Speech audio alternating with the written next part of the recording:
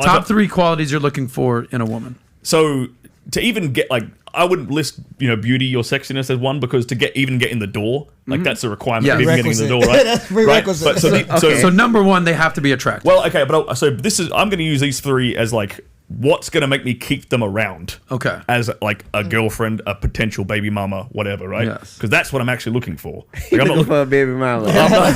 Multiple. And moving into a farm. My man. Those are all over the place too. Look, I'm a handsome man. I got to spread these genes around, man. Yes. The world needs more Sterling Cooper out there, okay? Let's have a little respect. Exactly.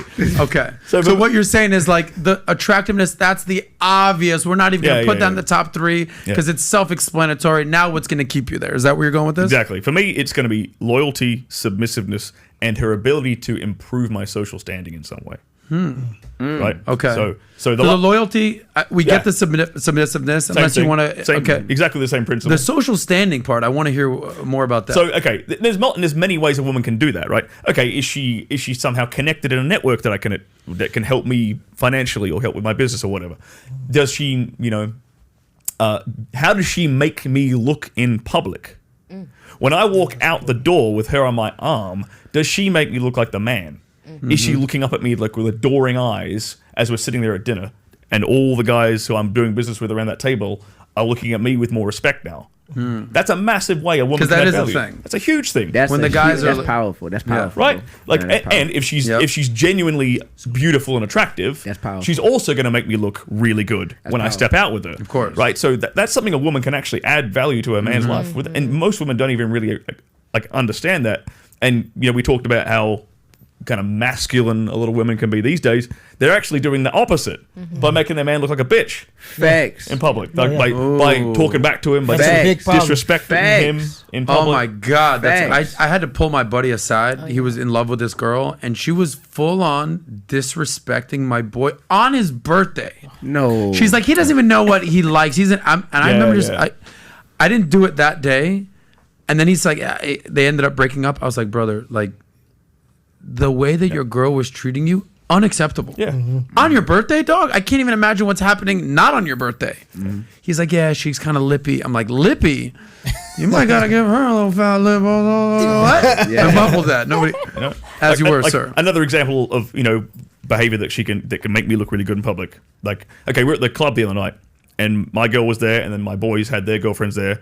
And every time my drink was empty, my girl came up and gave me a fresh one, and she's watching me the entire time to see my drink. Such a powerful move. As soon as just the fact that she's like, my man's thirsty. Bang, she's taking care of me. Wow, right? And that makes me look good to all my boys. And by the way, she paid $0 for that entire table. I'm assuming it's all me. Yeah, so it's the least she could do. Yeah, exactly. Well, it's reciprocation. That's simple. That's a good point. Yeah. It's the least she can do. Yes, but you're drinking free and eating free all night off me. Make sure that I'm not sending with an empty cup. But a lot of women will sort of take that their level of entitlement is quite high. Yep. So they think that makes them look weak. Yeah. They think that makes them look weak, bro. It makes you look good, baby. Facts. It makes me want to keep her around. Hey, I want to say that. I want to say before I forget this.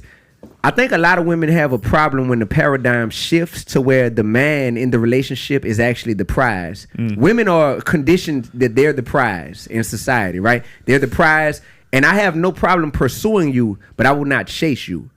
There's a big difference. A lot of women nowadays just want to be chased endlessly. They want to be chased to infinity. And I'll pursue you. I'll initiate as a man. But at the end of the day, once we start to recognize our worth and our value and realize that we're the prize, then that's where a lot of women say, I'm not used to having to compete. I'm not used to having to bring anything to the table other than just this body that I was blessed with, that I didn't even have to work for a lot of times, that I was just naturally blessed with.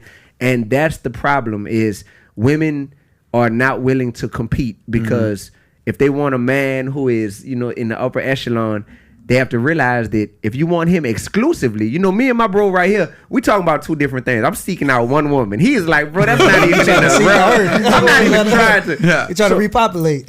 Right. So for me, I'm just like, I just recognize in the humblest way possible that I'm a prize at this point in life. And with that being said, it's very easy to recognize when someone doesn't view you as a prize and they wonder why you're not more excited about being with them. And it's just because you don't recognize my worth. But D1, you got to understand the prize, you're now the prize. But it's because you pursued excellence. What's the phrase in The Man is for the Red Pill?